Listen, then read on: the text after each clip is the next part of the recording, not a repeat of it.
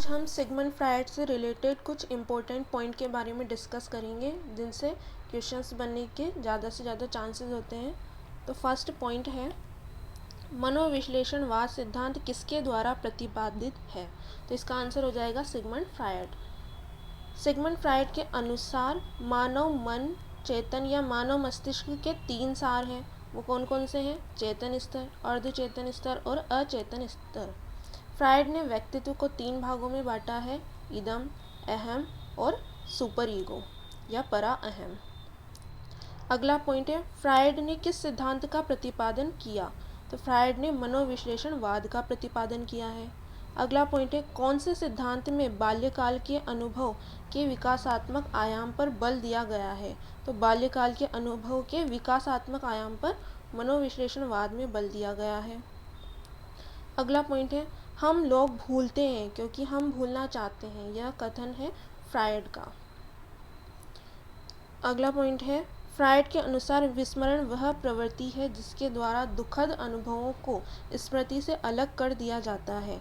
तो अगर क्वेश्चन में ये सेंटेंस दिया हो तो इसका आंसर हो जाएगा फ्रायड ने ये कथन कहा था। अगला पॉइंट है, फ्रायड का साइकोपैथोलॉजी ऑफ एवरीडे लाइफ प्रतिबिंबित करता है। सभी विस्मरण अभिप्रेरणात्मक होते हैं। लास्ट पॉइंट है, अहम शक्ति एवं सामाजिक लक्षण है। तो शील गुण का अहम शक्ति एवं सामाजिकता लक्षण है, तो शील गुण इसका आंसर हो जाएगा। अगला पॉइंट है, फ्रायड के अनुसार मूल प्रवृत्ति के 2 मुख्य प्रकार कौन से हैं? तो हमने पढ़ा था जीवन मूल प्रवृत्ति और मृत्यु मूल प्रवृत्ति। तो जीवन मूल प्रवृत्ति को इरोस कहते हैं और मृत्यु मूल प्रवृत्ति को थैनाटोस कहते हैं। अगला पॉइंट है, फ्रायड का मानना है कि आक्रामकता उत्पन्न होती है। तो आक्रामकता या नेगेटिविटी मृत्यु मूल प्रवृत्ति से उत्पन्न होती है। अगला पॉइंट है, फ्रायड का संबंध किससे है? तो फ्रायड का संबंध है नैदानिक विधि से। अगला पॉइंट है, किस मनोवैज्ञानिक ने व्यक्तित्व की संरचना के अंतर्गत गत्यात्मक एवं स्थलाकृतिक पक्ष का अध्ययन किया? तो इसका आंसर हो जाएगा लेविन व फ्रायड। अगला पॉइंट है, चेतना की परिवर्तित अवस्था का उदाहरण है। तो ध्यान, निंदा और सम्मोहन, ये सब क्या है? चेतना की परिवर्तित अवस्था के उदाहरण है। अगला पॉइंट है, मनोविश्लेषणवादियों के अनुसार मानव व्यवहार का संचालन होता है। तो मानव व्यवहार का संचालन अचेतन मन द्वारा होता है क्योंकि सारी दमित इच्छाएं अचेतन मन के अंदर निवास करती है। फिर है, मनोविश्लेषण में जिसके अध्ययन पर बल दिया जाता है। तो मनोविश्लेषण में हम अचेतन मन के बारे में अध्ययन करते हैं। अचेतन मन का अध्ययन किया जाता है प्रक्षेपी विधियों द्वारा। तो अचेतन मन का अध्ययन हम प्रक्षेपी विधियों द्वारा करते हैं।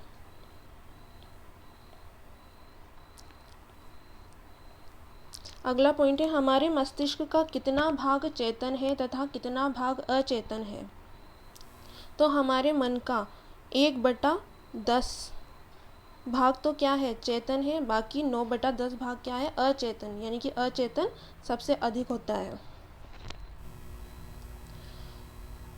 कौन सा सिद्धांत व्यक्त करता है कि मानव मस्तिष्क एक बर्फ की बड़ी चट्टान के समान है जो कि अधिकांशतः छिपी रहती है, वो उसमें चेतन के 3 स्तर हैं? तो ये मनोविश्लेषणात्मक सिद्धांत में कहा है।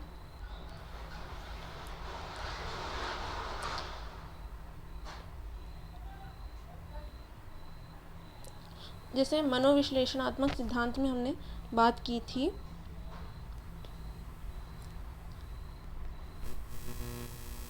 मनोविश्लेषण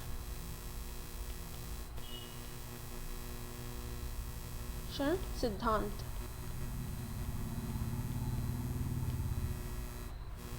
तो इसमें क्या होता था, जैसे एक बर्फ का टुकड़ा अगर पानी के अंदर है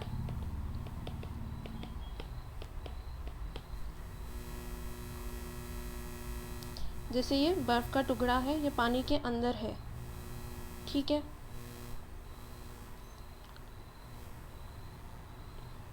तो इसका केवल 1/10 भाग तो क्या होगा,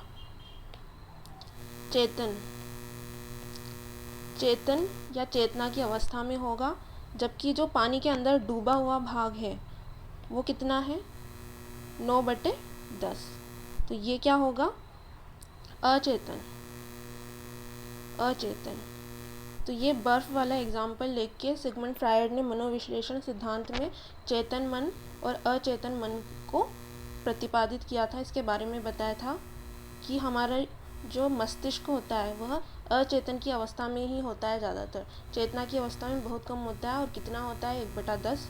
जो बाहर निकला हुआ है ये बर्फ़ का पार्ट, ये 1/10 है और ये चेतन अवस्था में है। बाकी जो 9/10 भाग है वह अचेतन मन या अचेतन अवस्था में होता है।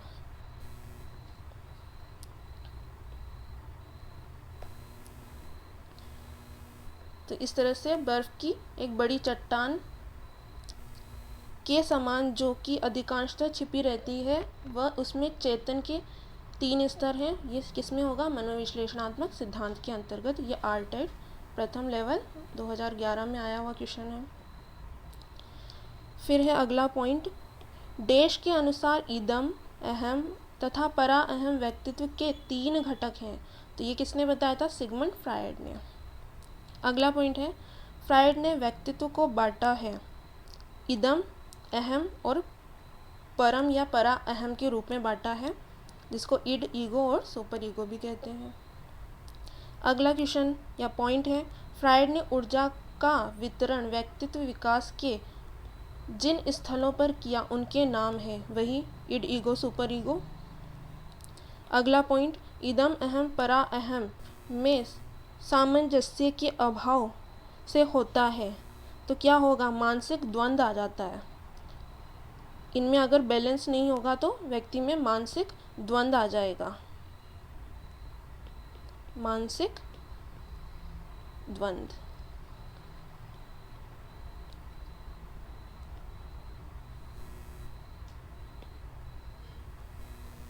अगला पॉइंट है, फ्रायड के अनुसार मन की संरचना की सही कोटि है, तो वही इदम, अहम, अति या परा अहम। जिन इच्छाओं की पूर्ति नहीं होती उनका भंडार ग्रह, तो दमित इच्छाएं या जिन इच्छाओं की पूर्ति नहीं होती उनका भंडार ग्रह कौन सा है, तो इदम या फिर इड। अगला पॉइंट है, मनोविश्लेषणवादियों के अनुसार अतृप्त असामाजिक इच्छाओं का संबंध है, तो अतृप्त असामाजिक इच्छाएं वही दमित इच्छाएं, तो ये इदम से संबंधित है। अगला पॉइंट है, कौन सा हमारे इंद्रिय सुख की इच्छाओं का भंडार ग्रह है, तो ये भी क्या हो जाएगा, इदम। कौन पूर्णतया सुखवादी है, तो सुखवादी या सुखभोगी हमेशा इड या इदम वाले व्यक्ति होते हैं। अहम का कार्य है, तो अहम का कार्य क्या है, इदम व वास्तविकता के बीच समन्वय की भूमिका निभाना, यानी कि बैलेंस करने का काम कौन करता है, इड और सुपर ईगो के बीच। तो कौन करेगा, ईगो करेगा, अहम करेगा बैलेंस का कार्य, समन्वय का कार्य। अगला पॉइंट है, अहम किस सिद्धांत पर काम करता है, तो अहम वास्तविकता के सिद्धांत पर कार्य करता है, प्रैक्टिकली होते हैं ये। अगला पॉइंट है, कौन सा व्यक्तित्व का भाग तार्किक रूप से नियंत्रित है जो कि वास्तविकता नियम पर आधारित है, तो वही अहम या फिर ईगो, वास्तविकता पर आधारित है। एक संतुलित व्यक्तित्व वह है जिसमें मजबूत अहम को बनाया जाता है, तो जिसमें हमारा ईगो मजबूत या स्ट्रांग होगा तो वह व्यक्ति संतुलित या बैलेंस्ड होगा। अगला पॉइंट है, 6 या 7 वर्ष का बालक दूसरों के विचारों को स्वीकार करने के योग्य नहीं होता क्योंकि वह अहम केंद्रित होता है। तो अहम में व्यक्ति केवल तर्क विचार तो करता है लेकिन वो अपने ही बारे में ज़्यादा सोचता है, क्योंकि उसको अपनी इच्छाओं की पूर्ति भी करनी होती है। वो समाज के रूल या कानून नियमों के हिसाब से नहीं चलता और अपने बारे में अधिक सोचता है। तो 6 या 7 वर्ष का बालक अहम पर केंद्रित होता है, ईगो पर कार्य करता है। ये जीन पियाजे ने भी बताया था, ईगोसेंट्रिक बिहेवियर होता है। फिर है एक व्यक्ति में देवत्व है। मनोविश्लेषण सिद्धांत में यह किसके लिए प्रयुक्त किया जाता है? तो सुपर ईगो, तो देवत्व जिसमें सामाजिक रूल के अनुसार वो कार्य करता है, सामाजिक बंधन में रहना पसंद करता है और आत्म निरीक्षण या आत्म विश्लेषण में चला जाता है, तो उसमें क्या होगा? सुपर ईगो में होता है व्यक्ति, परा अहम में होता है। फिर है व्यक्तित्व का कौन सा भाग समाज के नैतिक मूल्यों और आदर्शों के आधार पर विकसित होता है? तो वही परा अहम या सुपर ईगो। ये समाज के नैतिक मूल्यों और आदर्शों पर कार्य करता है। अपने बारे में न सोचकर दूसरों के बारे में अधिक सोचते हैं।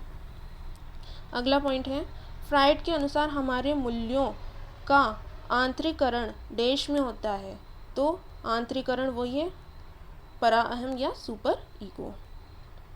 लास्ट पॉइंट, फ्राइड की मनोलैंगिक विकास का सही क्रम चयन कीजिए। तो नेक्स्ट वीडियो में हम इसके बारे में डिस्कस करेंगे। ये एक सिद्धांत और दिया था फ्राइड ने, मनोलैंगिक विकास का सिद्धांत। इसके क्रम है मुखावस्था, गुदावस्था, लिंग प्रधान अवस्था, अव्यक्तावस्था, जननेंद्रियावस्था। तो इस तरह के पॉइंट ये मनोलैंगिक विकास सिद्धांत में आएंगे। जबकि अभी हमने जो डिस्कस किए थे वो कौन से पॉइंट थे? मनोविश्लेषण सिद्धांत।